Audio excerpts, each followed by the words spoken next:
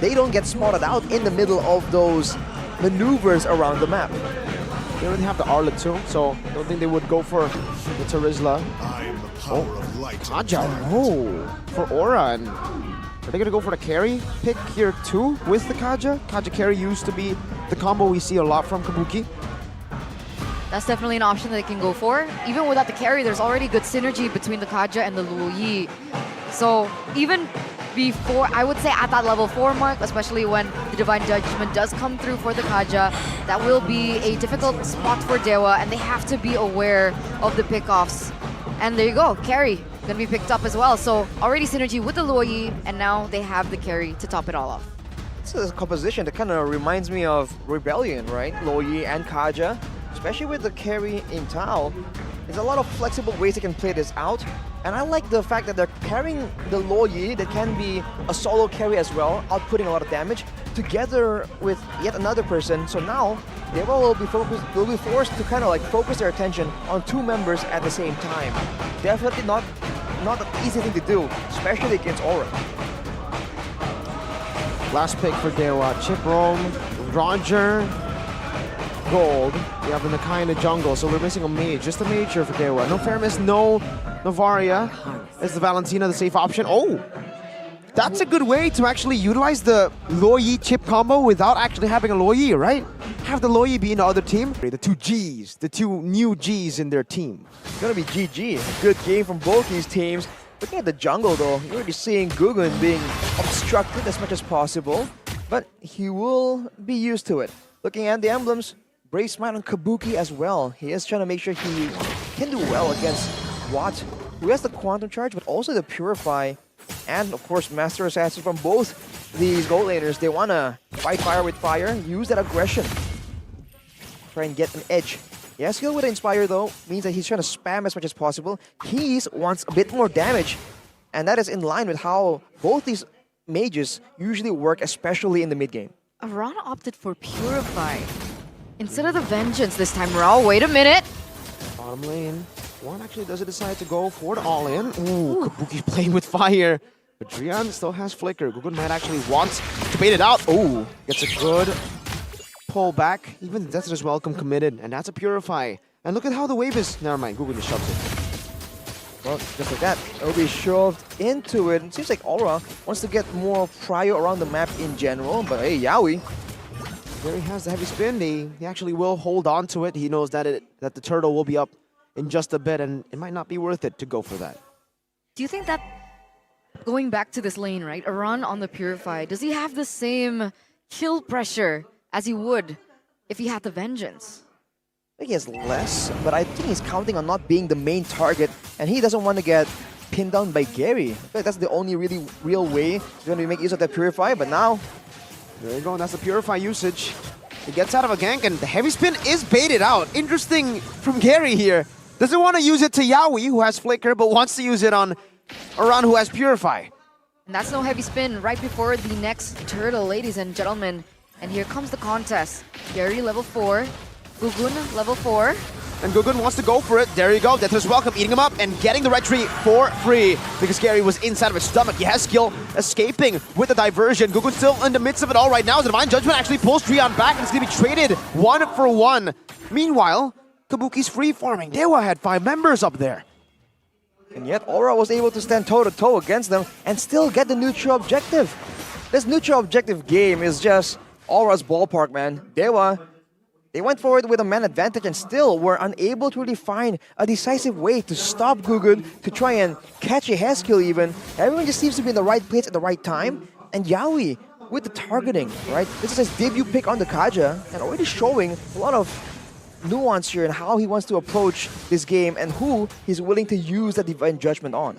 It's going to be interesting. Now that he's level 4, what other pickoffs or what other strategies are they going for? Miracle 2-0 Aura, really? Hey, so far I've been right. It's a blessed week for Miracle. It's a blessed week, a full blessed week. And then Coach will though, 2-1 DEWA. He's the the odd one out, so maybe it'll be a big moment for him today. Could be, definitely could be. But for the first 4 minutes, it looks like Aura still holds a little bit of a lead. It isn't as significant, but a diversion play already. in the midst of it all. Okay, they bait out Kimura to Aran. That's the bait. Aran goes to the wave. They will think there's something messy here, and he gets a 3-man. Drian teleports up top now with Kimura very low. Aran is going for the Purify, but will be CC'd in the end. Now Aran taken down by Kimura. Yeah, Hezkiel as well now. Taken down by Gary. 2-4-0. Meanwhile, bottom lane, a trade possibly happening, but Gary uses the portal, gets there. Now brings Kabuki in towards. Oh! Gugun misses the death to his welcome, but he does buy a little bit of space for Kabuki to space out even further. Drian goes for the stun. K's doing the same thing now as Watt can just go for the Lycan Pounce and shred them, but he's not in Lycan form. They didn't turret. They didn't juggle the turret aggro properly, and now Gugun pulls them back. Yeah, Hezkiel's back here with a diversion play again. Drian trying to get the other members out of here. Whoa! What a fight. That definitely didn't go according to plan, though. They were banking on the pickoff in the top side, but they weren't able to get it. Instead, they traded in for 2 members for the price of 0. Another opposite play, mirror play happening in the bottom side. And it also wasn't as fruitful as they anticipated. It's just very chaotic from both these teams. And I must say, when it gets that chaotic, I feel like DEWA has a bit of an edge. And for Aura, it looks like Hezkiel is really struggling to really find a position where he can output a lot of that damage. Uses the diversion to actually send Aran back to his lane, but oh, might be too late. Oh, Kimura though. Bit extended here towards his own, or the enemy turret. Aran chases him down. Kimura can go for a little bit more here. Personal. Purify. Before that, Aran gets the kill. And now it's Drian who's actually baited in, puts in the teleport, but Aran just gets out, and yeah, DEWA do not want to take that fight. Both of those XP laners had a lot to prove. Yeah. Right? Aran already made bold statements. Kimura also made the same. And so you could even see that it was very personal when Kimura just really wanted to commit onto Aran. But in the end, with the CC coming through, despite not utilizing the Vengeance, was still able to get the better out of him in that EXP. And to make things worse, the tower is still taken by DEWA, but look at that play. Already Aura piling down to try and equalize the tower disparity. And you have to remember, even though there's more kills in the hands of DEWA, the gold lead is still in the hands of Aura, and they have the better scaling towards that late game. Yeah, they do. 1,000 gold lead for Aura right now. He's playing it slow, but this is the thing about the Chip, right? If you don't get an advantage in the early game, we haven't really seen Chip having the power to turn games around. Right, we haven't seen a big portal moment that really made or break the game. And that's a bit of the nature of the hero, because if you make the ultimate's so situational, right? And if you make it even stronger, where you can very reliably get those game-changing moments, it might be too strong. So they're really forced to kind of tone it down, and as a result, it's very hit or miss. But now, Aura, the diversion, and Watt is the target of that operation. Drian now wants to bring everybody here, puts the teleport down as Kabuki gets stunned as well. Oh. He's able to run away though. I don't think that trade was worth it in the end. Oh my god, Kaze with the Divine Judgment Steal on the flicker, and also Kimura. Actually, Drian picks up that kill. Gary secures the purple buff. He already used Retry, and it's interesting to see that Aura do not go for the turtle. No, they committed onto that 3-4-1 trade in favor of DEWA. That initial 1k gold lead has shrunk quite a bit, and it's now actually DEWA, the first one to control this neutral objective take. And remember, Gary does still have his ultimate. No, he doesn't actually. But here we go, Yawi. Going forward, Gary doesn't have the heavy spin. Gugun gets it for free, and Gary's tied up to Drian right now. But Aura just utilize it to get a free neutral objective again. No, never mind. Not free. DEWA get a turret trade in the bottom lane. Perfect turtle for Aura, but traded back in with the turrets. Mirko, by the way, one more dollar to you. Windtalker first item, or second item, I guess, but it's going to be an attack speed oriented build once again for the Roger, different from what we've seen today. The honest prediction though, heavily favors Aura, but they seem to be trying to make use of the diversion a bit too much right here, instead of just going for what has been working, that neutral objective take. Why haven't the pickoffs been working to their favor? I think it's the fact that they take a bit too long, just not enough items just yet to get a very clean pickoff. For Yehezkiel. For Yehezkiel and whoever comes along with Yawi, right, to facilitate a pickoff. And of course, because Drian is in the area to just portal up. Oh, the TP from Drian, and now a teleport as well. That's the pickoff. The manifest! advantage. Oh, Gary finds a massive heavy spin, pins Kabuki and Yaoi together. And Iran is forced to run away. DEWA 5-man strong. That's the gank. The ganking possibility of a chip. Again, deja vu, 3-4-0 trade. Again, for DEWA. And this is what we were expecting. The creativity that Drian has on all the heroes that he's utilized. Definitely Chip can be added to his collection to just turn the tides around. And he's able to just outmaneuver the diversion. When we're talking about the impact of these long-distance replacing tools, like the diversion and the portal, Drian is, I think, doing a lot better with the macro, and it's allowing, by the way, a lot more space to be had for the rest of the team to really look for those pickoffs, to really go into the jungle, because Aura are just a bit concerned. If you look at the gold advantage earlier on though, I think the highest in the game is still Kabuki, so he is still farming well, but from the looks of it, in the middle of a big fight, he's gonna find it so difficult to really locate a position that he can just stay in to go and output that damage. That's the thing. He opted for the flicker as well, so there's a lot more chance for DEWA, especially if Keys plays the way that he does, the creativity on the Valentina. And that was what I was worried about, right? Like, despite face value, there's no tools that they can work with in terms of CC, other than the heavy spin from Gary. Obviously, Keys can take the Divine Judgment, and we saw that coming through for them. So it was kind of a tough spot for Aura when they picked up the Divine Judgment for the Kaja, because the Divine Judgment can be a two-sided sword for them. Right, can work both ways. But now, ooh, look at that. Diversion already being activated towards where though? There. The concealed too. I don't know if what spots it. Drian does spot it though. They go for the Divine Judgment, and now it's gonna be the teleport. Now it's an on brawl. Oh my goodness! DEWA have read it again. It's Drian with a massive play, just staying idly by in that bush and then popping the TP, canceling the proactive maneuvers of Yaoi, Hezkiel, and Kabuki. The difference is in macro, I would say, right? Drian knew exactly that was going to happen. He gets caught quite low here, but they do have a man advantage if DEWA want to push through with this Lord. Gugun's still holding it down now. Gary doesn't have the heavy spin. Gugun does it as welcome. Watch with a whole lot of damage. It's Aran in the backside now. Goes on to Drian. Good flicker out by Case. Drian very low, running around as well. That's Ibuki able to capitalize on the isolation. They want a 3v5. My goodness, what?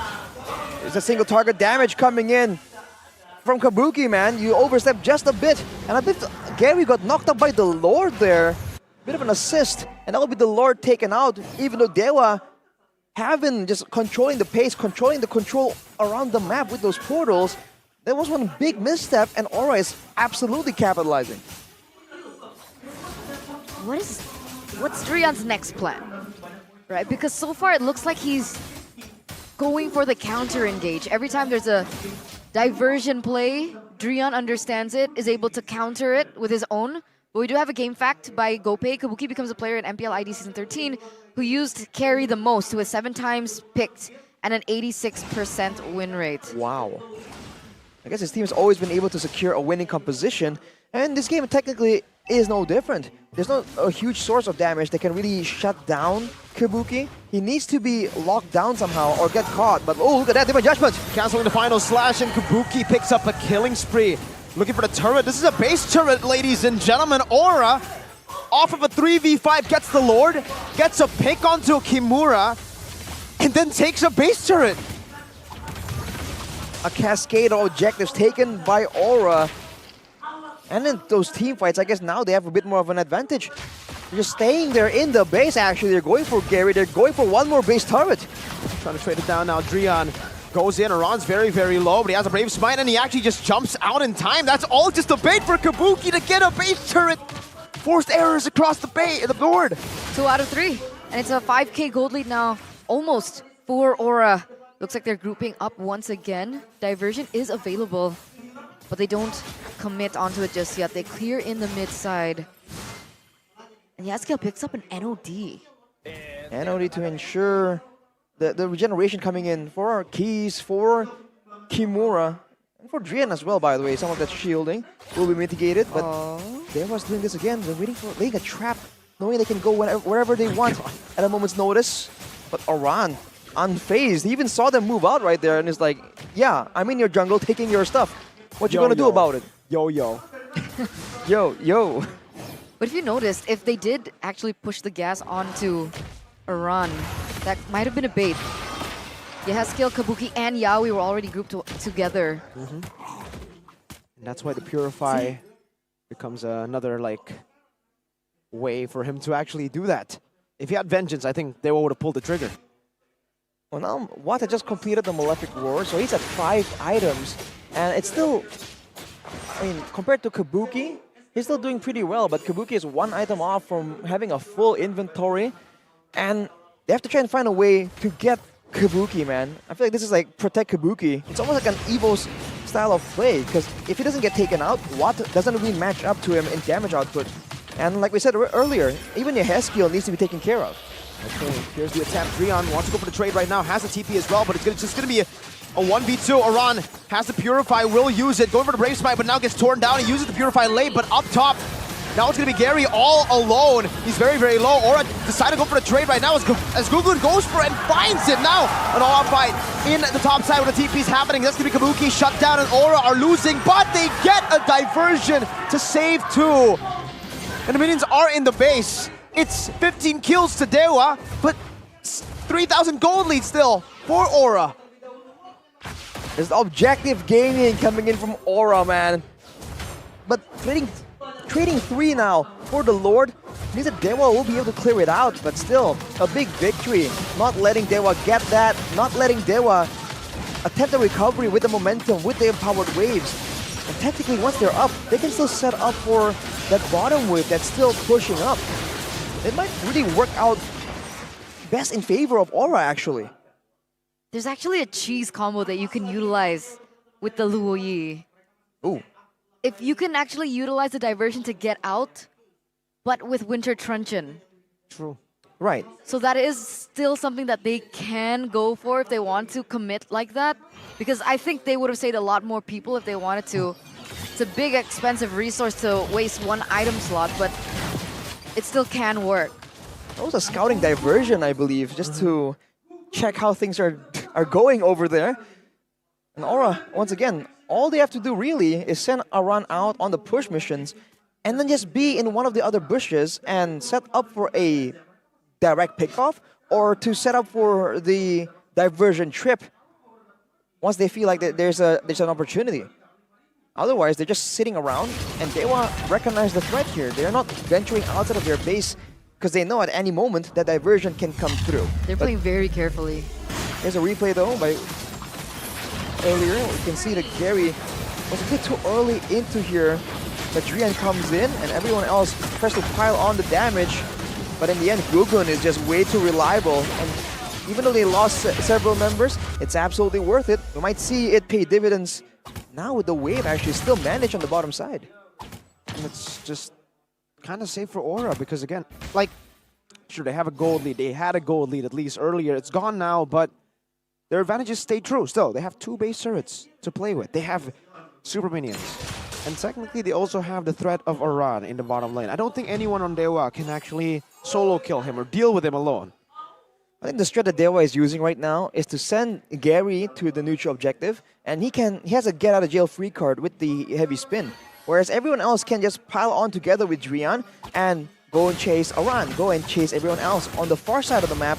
And this is how both teams are just putting that global presence, that long distance travel ultimates to just good use to try and make sure that they have maximum benefit instead of just using it for short distances.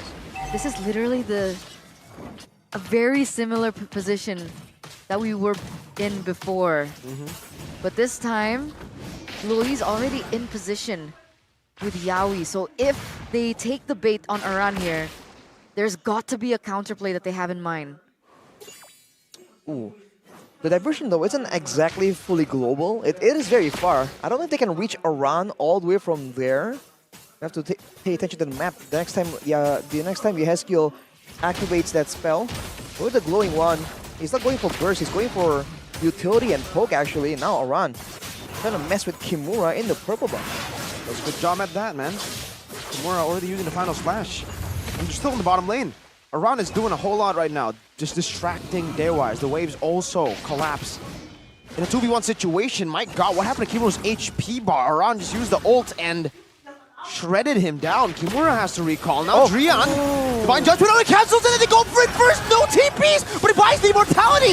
Drian, what the hell? And now it's a full-on fight from Kabuki. He does get Drian, he does escape as well. Gugun still in the midst of the team fight as Aran tries to sustain back in. Yaoi looking to go for another. It's Gary still alone, isolated. He has the immortality now, but it's not really gonna help him. He will fall. What a play by Aura, what a decision. Oh. I was wondering, Yaoi spent so much time in that bush for so long, not going to the top bush above it. And it was because he was anticipating where Drian would be landing with the rest of his members. He tried to take him out before he was able to utilize the TP, but either way, they were able to turn it completely around. This is yet another neutral objective, a perfect neutral objective take by Aura. 3 lords, 3 turtles, and 0 in comparison with DEWA. The neutral objective game for Aura right now might just be the best when it comes to the full-on contest. When it comes to maneuvering, maybe other teams have them beat sometimes. When it comes down to the full-on all-in, I feel like they're just so good right now. And Aran getting the Sea Halberd as well, cutting down the survivability from DEWA even more. And with all the ways with their composition, I feel like it's going to be so tough for DEWA to defend, but here we go. Okay, an Evolved Lord in the mid lane, and Yehezkiel and Aran in the bottom lane, trying to just turret down. Divine Judgment on a Gary this time. Gugun, pop him to death is welcome, goes onto the chip right now, spits him out, stuns him out, and that is Kabuki who capitalizes on it. Lord still very healthy. A 3-man final slash, but Yehezkiel is able to position better again, and Gugun is in the midst of it all. Again, it's Aran shredding them down in the back. Kabuki doing the same thing as Yehezkiel, executes them. Watts and K's versus the world, and Aura burned them down to the ground. Aura strike first in the first game of this best of 3 series. With a perfect objective play, mind you. It was getting very creative, honestly, for Drian.